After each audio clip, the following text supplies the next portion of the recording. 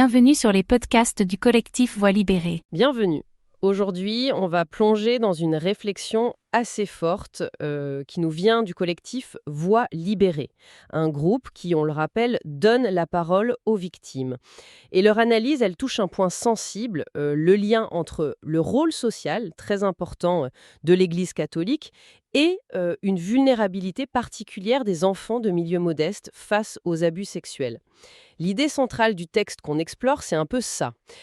Comment la position de l'Église, parfois quasi indispensable dans certaines communautés, je pense au soutien éducatif, culturel, même matériel, comment cette position a pu, paradoxalement, créer un environnement où des abus ont eu lieu et surtout ont pu rester cachés.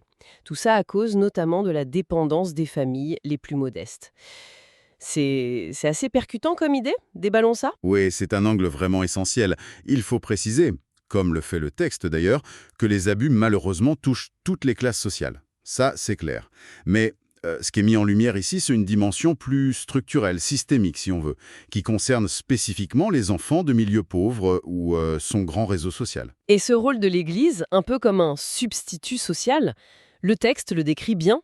Il parle des patronages, vous savez, ces centres d'activité souvent gérés par des religieux, les colonies de vacances aussi, les chorales, le scoutisme, le catéchisme bien sûr. Pour beaucoup d'enfants de familles populaires, c'était la seule occasion d'avoir des loisirs organisés, un encadrement en dehors de la maison ou de l'école. Absolument. L'Église venait combler des vides, en quelque sorte.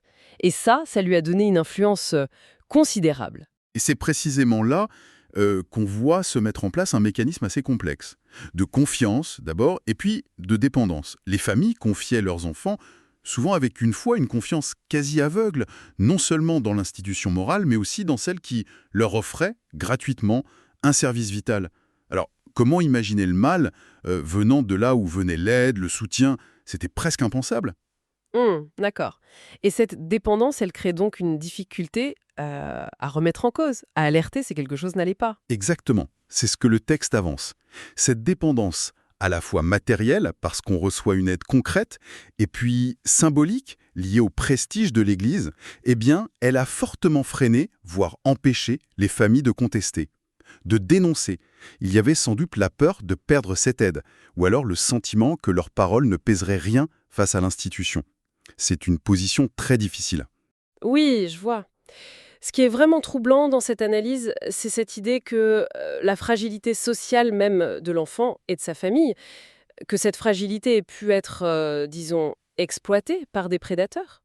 L'inégalité sociale d'un côté et le statut quasi intouchable des religieux de l'autre, ça aurait créé une sorte de brèche pour l'impunité. Tout à fait. C'est un peu le paradoxe terrible.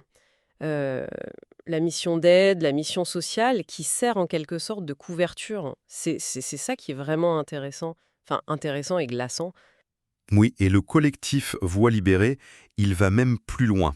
Il parle d'une triple peine pour ces victimes-là. C'est un concept fort.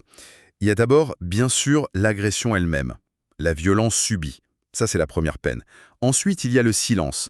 Un silence imposé par cette dépendance dont on parlait, par le poids de l'institution. La deuxième peine. Et enfin, il y a comme un effacement de leur histoire. Parce que leur parole, socialement, elle est moins audible, elle a moins de poids, moins de valeur peut-être, que celle d'enfants issus de milieux plus favorisés. Troisième peine. C'est tragique, mais ça montre bien comment les inégalités sociales peuvent s'infiltrer partout, même dans la reconnaissance de la souffrance. Donc, l'analyse nous pousse à regarder au-delà de la faute individuelle des agresseurs. C'est ça, hein. Il faut interroger le système lui-même. Oui, c'est exactement ça.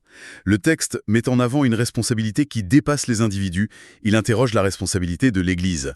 Pas seulement pour les actes commis par certains de ses membres, mais pour avoir, par sa fonction sociale même, créé ce rapport de force très déséquilibré.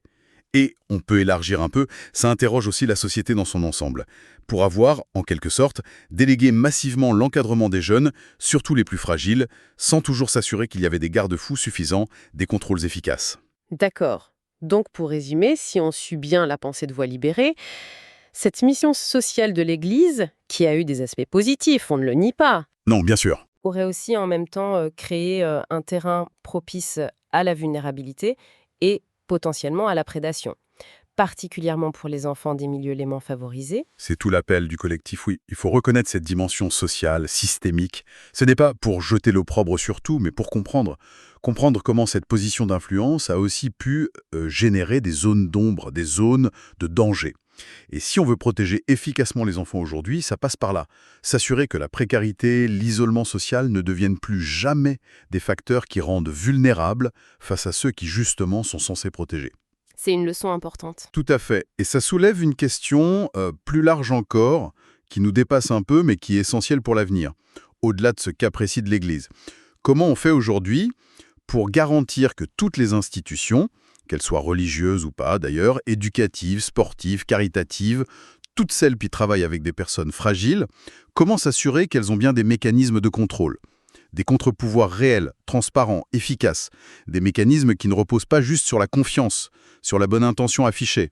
Voilà, une question qui mérite qu'on y réfléchisse tous, je crois. Ce podcast a été produit et réalisé par le collectif Voix libérée. Pour nous écrire, partager ou témoigner, adressez-nous un mail à pcantores37@gmail.com. Parce que nos voix comptent. Parce que le silence n'est plus une option. Parce que la mémoire exige justice et vérité.